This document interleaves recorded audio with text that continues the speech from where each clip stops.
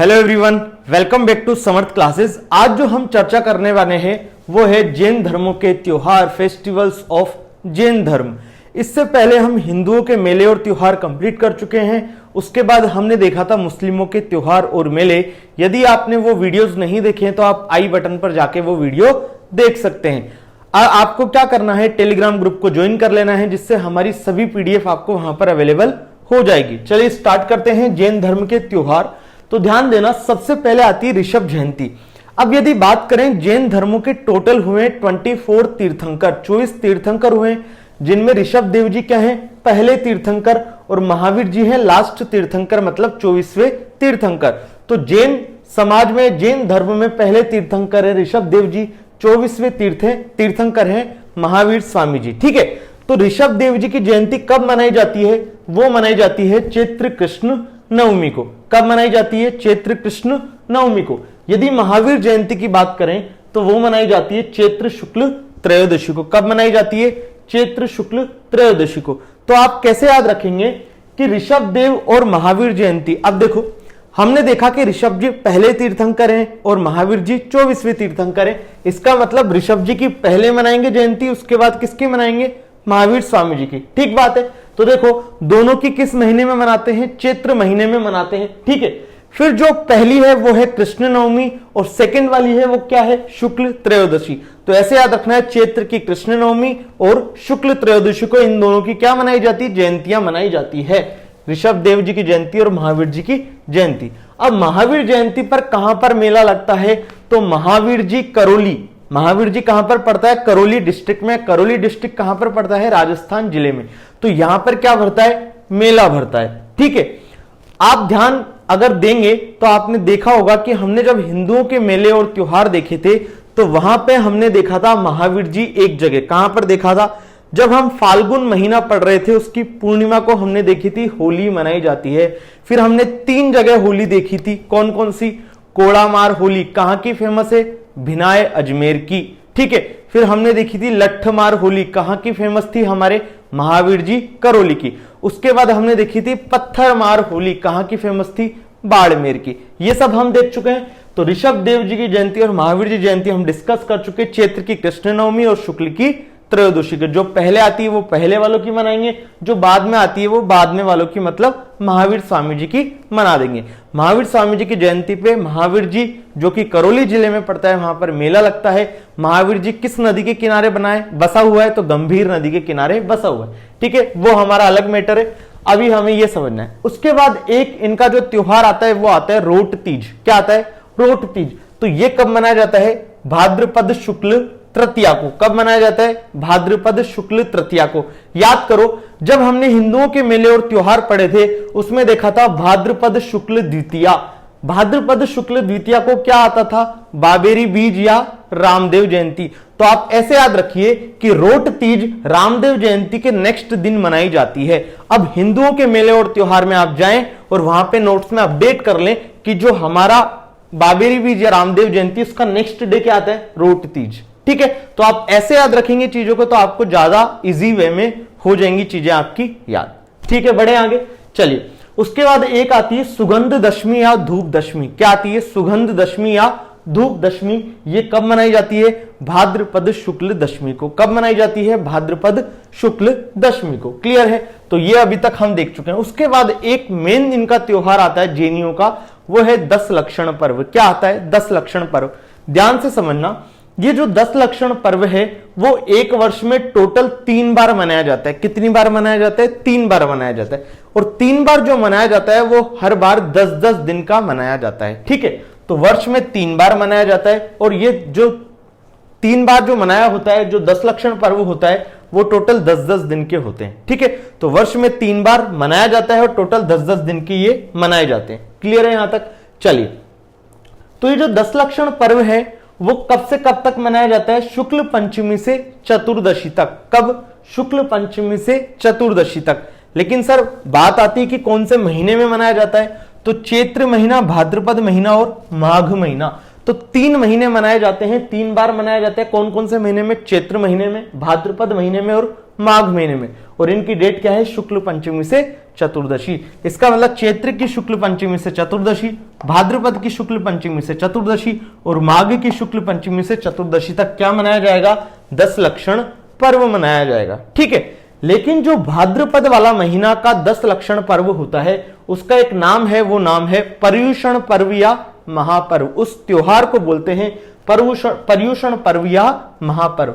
दोबारा समझ लो, ये जो 10 लक्षण पर्व मनाए जाते हैं वर्ष में 3 बार मनाए जाते हैं, जो कि चैत्र, भाद्रपद और माघ महीने में इन तिथियों को मनाया जाता है। अब ये जो भाद्रपद के इस तिथि को मनाते हैं, उस भाद्रपद वाले 10 लक्षण पर्व को क्या नाम दे दिया हमने, पर्युषण या महापर्व। क्या दे दिया, पर्युषण या महापर्व। अब आप ध्यान देना, जो जैन धर्म होते हैं वो 2 प्रकार के होते हैं बेसिकली, एक दिगंबर वाले, एक श्वेतांबर वाले। ठीक है, ये क्या है, श्वेतांबर।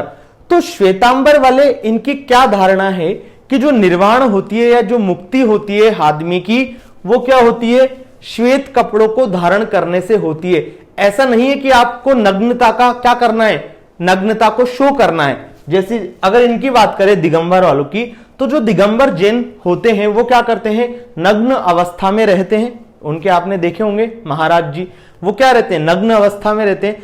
तो दिगंबर वाले ऐसा मानते हैं कि जो निर्वाण और मुक्ति जो मनाई जा सकती है वो आदमी के हर चीज त्याग करने से मनाई जाती है। तो इसलिए वो क्या कर देते हैं, कपड़ों का भी त्याग कर देते हैं।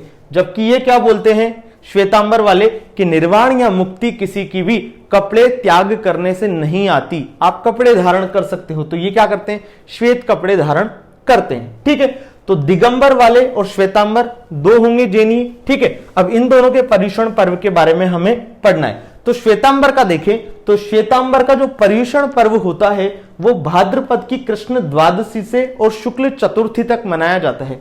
भाद्रपद महीने की कृष्ण द्वादशी से शुक्ल चतुर्थी तक मनाया जाता है। अब आपको सबको बताना है कमेंट बॉक्स में कमेंट करके कि भाद्रपद की कृष्ण द्वादशी को क्या मनाया जाता है और भाद्रपद की शुक्ल चतुर्थी को क्या मनाया जाता है, यदि हम हिंदुओं के मेले और त्योहार को देखें। ये कमेंट बॉक्स में आपको कमेंट करके बताना है कि हिंदुओं के मेले और त्योहार में हमने भाद्रपद कृष्ण द्वादशी को कौन सा त्योहार देखा था, भाद्रपद शुक्ल चतुर्थी को कौन सा त्योहार देखा था। मैं सबके कमेंट पे लाइक और रिप्लाई भी करूंगा अगर आपका सही होता है। ठीक है, चलिए, तो श्वेतांबर का जो पर्युषण पर्व है भाद्रपद कृष्ण द्वादशी से शुक्ल चतुर्थी तक मनाया जाता है। फिर ये जैसे ही पर्युषण पर्व खत्म हो जाता है तो उसका जो अंतिम दिन होता है भाद्रपद शुक्ल पंचमी, उसको क्या बोलते हैं, क्षमा याचना पर्व मनाया जाता है। ये जो जैन समाज है इन दोनों में क्षमा याचना पर्व मनाया जाता है लास्ट दिन। ठीक है, तो भाद्रपद शुक्ल पंचमी को क्षमा याचना पर्व मनाया जाता है, जिसको श्वेतांबर में किस नाम से जानते हैं, संवत्सरी पर्व। ठीक है, तो संवत्सरी पर्व कौन मनाते हैं, श्वेतांबर। ये बात आप ध्यान रखना। और ये कब होता है, भाद्रपद शुक्ल पंचमी को। ये बेसिकली क्या है, क्षमा याचना पर्व है, जिसका नाम श्वेतांबर में क्या कर दिया, संवत्सरी पर्व। क्लियर है यहां तक। चलिए, उसके बाद हम इधर बात करें, ध्यान दो, भाद्रपद शुक्ल पंचमी को यदि हिंदुओं के मेले और त्योहार में देखें तो क्या मनाया जाता था, ऋषि पंचमी मनाई जाती थी, सप्त ऋषि की पूजा की जाती थी। 2 मेले लगते थे इस दिन भाद्रपद शुक्ल पंचमी को, याद करो। हरिराम जी का मेला लगता था झोरड़ा नागौर में, एक लगता था भोजन थाली मेला कामा भरतपुर में, हमने देखा था। और एक चीज हमने और देखी थी कि इस दिन माहेश्वरी समाज का क्या मनाया जाता है, रक्षाबंधन मनाया जाता है। ठीक है, तो ये श्वेतांबर हमारा कंप्लीट हो गया। अब हम दिगंबर की बात करते हैं। दिगंबर कौन होते हैं, जो मानते हैं कि निर्वाण या मुक्ति को नग्न अवस्था में ही किया जा सकता है, या किसी हर चीज का आपको क्या करना पड़ेगा, त्याग करना पड़ेगा, परित्याग करना पड़ेगा। ठीक है, तो इनका जो पर्युषण पर्व है वो मनाया जाता है भाद्रपद की शुक्ल पंचमी से चतुर्दशी। क्या, भाद्रपद की शुक्ल पंचमी से चतुर्दशी को। भाद्रपद की शुक्ल पंचमी को क्या आता है, ऋषि पंचमी, अभी मैंने आपको बताया। ध्यान करो, भाद्रपद की शुक्ल चतुर्दशी को क्या आती है, अनंत चतुर्दशी। इस दिन क्या करते हैं, गणेश जी का विसर्जन करते हैं। तो दिगंबर का जो पर्युषण पर्व होता है वो कब मनाया जाता है, ऋषि पंचमी से लेके अनंत चतुर्दशी तक मनाया जाता है। आप ऐसे याद करिए, आपको अच्छे से समझ आ जाएगा। ठीक है, फिर जो इनकी क्षमा याचना पर्व होती है वो कब मनाते हैं, अश्विन कृष्ण एकम को मनाते हैं क्षमा याचना पर्व। कौन, दिगंबर जैन। ठीक है, अश्विन कृष्ण एकम को मनाते हैं क्षमा याचना पर्व, जिनको दिगंबर जैन किस नाम से जानते हैं, पड़वा ढोक के नाम से। किस नाम से जानते हैं, पड़वा ढोक के नाम से। तो ये हमने देखा जैन धर्म के त्योहार और मेले। आई होप ये सबको समझ आ गया होगा। अब जो हमें देखना है वो है सिंधी समाज के त्योहार और मेले। उसके बाद नेक्स्ट लेक्चर में हम देखेंगे ईसाइयों के त्योहार और मेले।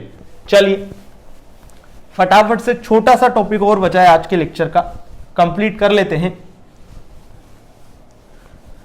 अभी हम जो ले रहे हैं वो है राजस्थान आर्ट एंड कल्चर। इससे पहले हमने राजस्थान ज्योग्राफी के कुछ टॉपिक देखे, तो यदि वो नहीं देखे हैं आप लोगों ने तो उसे भी आप आई बटन पे जाके देख लीजिए। बाकी सभी लिंक डिस्क्रिप्शन बॉक्स में दी हुई है। आप हमारे टेलीग्राम ग्रुप को, इंस्टाग्राम, हर किसी जगह को हमारे फॉलो कर सकते हैं। ठीक है, अब जो हमें देखना है वो है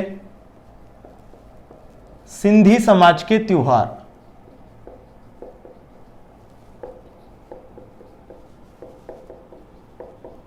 सिंधी समाज के त्योहार। यदि सिंधी समाज के त्योहार की बात करें तो पहला है हमारा चेटीचंड।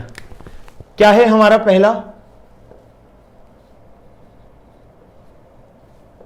चेटीचंड।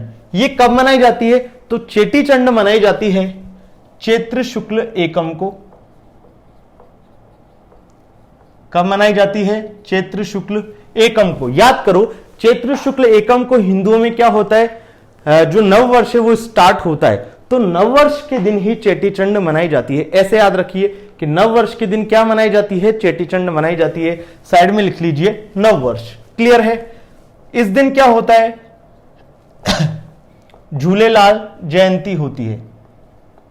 ठीक है, इस दिन क्या होती है? झूलेलाल जयंती होती है। झूलेलाल जी को किसका अवतार माना जाता है? वरुण जी का अवतार माना जाता है।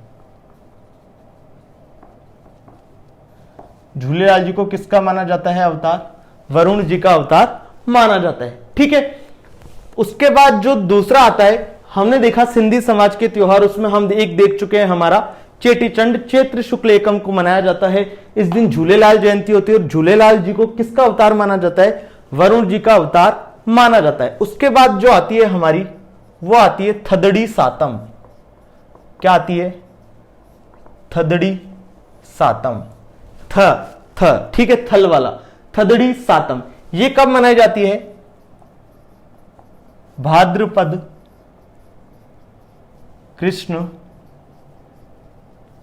सप्तमी को थदड़ी सातम मनाई जाती है। थदड़ी सातम कब मनाई जाती है? भाद्रपद कृष्ण सप्तमी को। और इस दिन क्या करते हैं? ठंडा भोजन किया जाता है। जो सिंधी समाज है वो क्या करता है? ठंडा भोजन का सेवन करता है, ठंडा भोजन यूज लेता है। ठीक है, तो ये है हमारे सिंधी समाज के त्योहार। पहला है चेटीचंड, जो कि नववर्ष के दिन मनाया जाता है, मतलब चैत्र शुक्ल एकम को मनाया जाता है। इस दिन क्या होती है? झूलेलाल जी की जयंती होती है। झूलेलाल जी को किसका अवतार माना गया है? वरुण जी का अवतार माना गया है। उसके बाद बात की थदड़ी सातम की, तो थदड़ी सातम को कब मनाया जाता है? भाद्रपद कृष्ण सप्तमी को। और इस दिन क्या करते हैं हम? ठंडा भोजन करते हैं। इससे पहले जब हमने जैन धर्म के त्योहार देखे थे तो उसमें एक देखी थी रोट तीज। मैं आपको बताना भूल गया, रोट तीज देखी थी हमने, वो देखी थी भाद्रपद शुक्ल तृतीया को। कब देखी थी? भाद्रपद शुक्ल तृतीया को। तो वो आप कैसे याद करना, देखो श्रावण की जो शुक्ल तृतीया है उस दिन क्या आती है? श्रावण की शुक्ल तृतीया को आती है छोटी तीज। ठीक है, कहां की फेमस है? जयपुर की।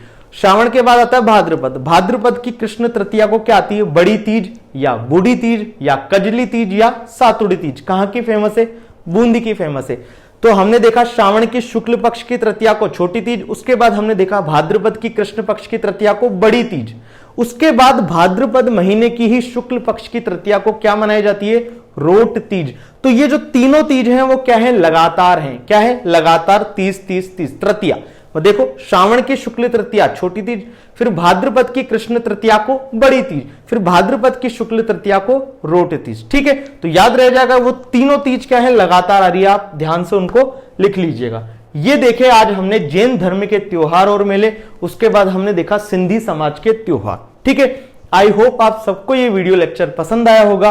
ज्यादा से ज्यादा लाइक करें, शेयर करें और कमेंट बॉक्स में कमेंट जरूर करें कि आपको क्या अच्छा लग रहा है, कौन से टॉपिक आपको पढ़ने की जरूरत है आपके एग्जाम पॉइंट ऑफ व्यू। ठीक है, सब पे विचार किया जाएगा और आपको अच्छे से अच्छी एजुकेशन देने का प्रयास किया जाएगा। आई होप आप सब लोग घर पे स्वस्थ होंगे। जरूर वैक्सीनेशन करवाइए, अपना ख्याल रखिए। Bye bye, take care.